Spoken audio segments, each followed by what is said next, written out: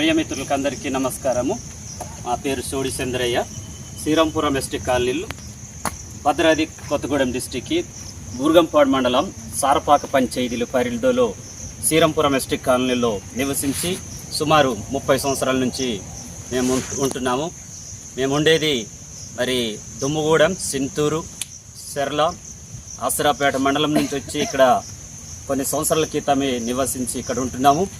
కానీ గతంలో చాలామంది పిల్లలు, చిన్న పిల్లలు చనిపోవటం జరిగింది. అదే రీతిగా మళ్ళీ పాము కరిచి కూడా ఆదిరాత్రి చనిపోవటం జరిగింది. ఇలాంటి పరిస్థితుల్లో సరైన రహదారి లేకపోవటం కారణం చాలా ఈ వర్షాకాలంలో చాలా ఇబ్బంది పడుతున్నామండి.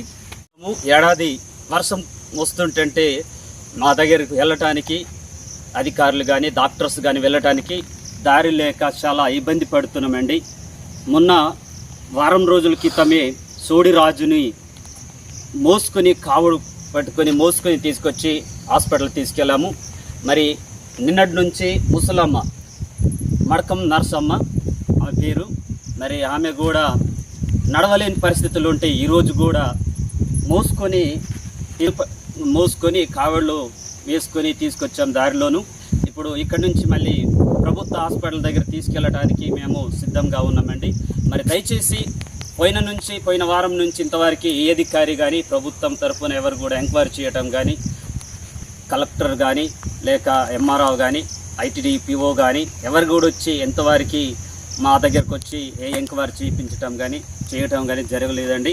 మరి మా నిమిత్తము దయచేసి ప్రభుత్వము గుర్తించి పేద ప్రజల దగ్గర మంచినీరు, కరెంటు, రోడ్డు సదుపాయాలు చేయాలని మేము ఎన్నోసార్లు మేము ఇక్కడ చేరిన 30 సంవత్సరాల నుంచి మేము ఆఫీసులో ఐటీడీ దగ్గర కానీ కలెక్టర్ కానీ ఇలా ఎన్నో సంవత్సరాలు పెడుతున్నామే. కానీ ఇంతవరకు వచ్చి దరఖాస్తులు పెట్టడమే కానీ తిరిగి వచ్చి విలేజ్ని చూడటం కానీ ఎంక్వైరీ చేయటం కానీ జరగటం లేదండి. మరి ఈరోజు మీడియా ముందు మేము ఈ మాటలు చెప్పి నా ఒక మాటలు ముగిస్తున్నాం.